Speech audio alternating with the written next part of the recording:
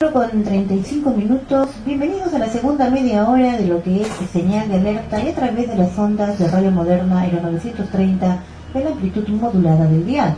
Bien, y nosotros nos vamos con un tema que es noticia, que está en los principales medios de comunicación, y es precisamente la ratificación de la condena de 25 años de cárcel que recibió en el año 2009 el expresidente Alberto Fujimori.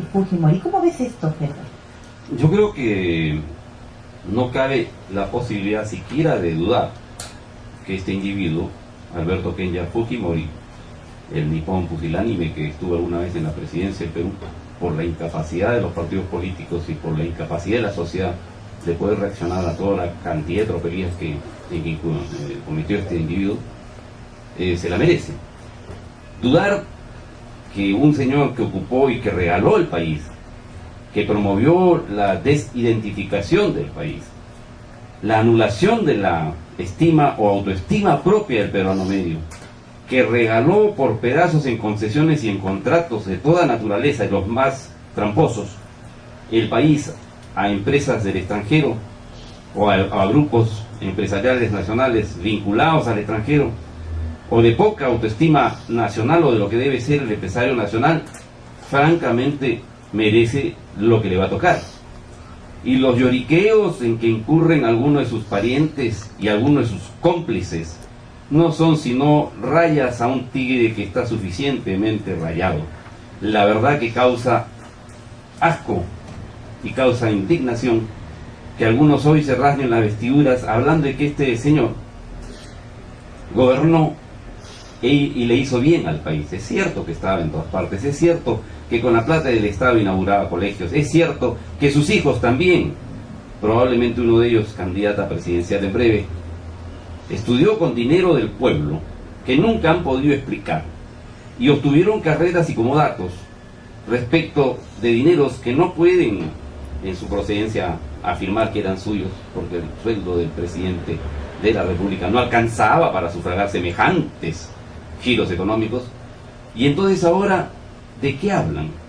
¿Qué pretenden? ¿El argumento a la misericordia? ¿Misericordia con quien hizo en 10 años lo que hizo? Probablemente, y yo ahí disiento de muchas organizaciones que han hecho negocio de este asunto, el tema de los derechos humanos sea muy pequeño en comparación con otras dictaduras que sí lo fueron y fieras, donde se asesinaba a mansalva y se cometían crímenes a cada rato y violaciones. Probablemente los secuestros de que habla la condena hayan sido no tan fuertes ni tan merecedores de tanta propaganda. Lo que sí es cierto es que el Perú tiene que empezar a castigar a los vendepatria, y este individuo, el japonés Alberto Kenya Fujimori, lo es.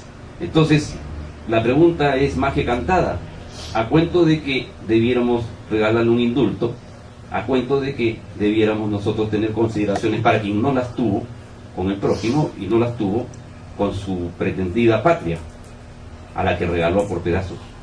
Bien, vamos aquí a recordar un poco los delitos que cometió este señor: homicidio calificado, asesinato bajo la circunstancia agravante de alevosía de 15 personas en los barrios altos, un profesor y 9 estudiantes de la Cantuta, lesiones graves en agravio de 4 personas en barrios altos. Los mencionados delitos de homicidio calificado y lesiones graves constituyen crímenes contra la humanidad según el derecho internacional penal. Secuestro agravado bajo la circunstancia agravante de trato cruel en agravio de 2 personas. Y se ha citado pues en los términos exactos de la sentencia judicial del 7 de abril de 2009. Faltaría que Fujimori devuelva los 30 millones de dólares que tomó de los fondos públicos para indemnizar con 15 a Montesinos por sus 10 años de servicios y los otros 15 para financiar su acción teatral de devolverlos.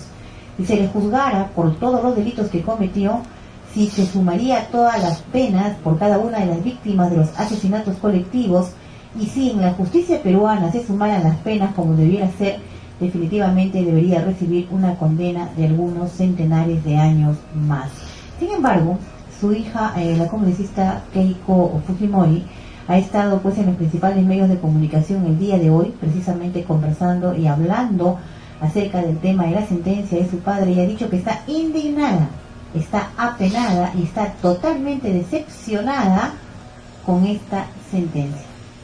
¿Cómo no va a estar decepcionada si precisamente la justicia para cierto grupo de personas era aquella que mangoneaban con jueces ad hoc, con veredictos hechos por encargo, con acuerdos judiciales debajo de la mesa? Y esto de repente no ocurre hoy, por lo menos en este caso, que es una papa caliente, que tiene un origen que algún día vamos a poder conversar. Pero además, Florecita, de los crímenes de que se le acusa a este señor, a Kenya Fujimori, hay otros más. El capitán Montes, que estuvo hace unos minutos con nosotros, habló de cómo en tiempos del Fujimorato terminaron de destartalar, de destruir la marina mercante del Perú, un país que tiene 3.000 kilómetros de costa. ¿Cómo puede darse el lujo de no tener una marina mercante para hacer prevalecer intereses, sobre todo del sur? Absurdo. No solo eso, el gas de camisea, el aeropuerto. Es decir, este país se regaló durante el Fujimorato. Pero quiero traer a colación en un mes muy importante para la patria.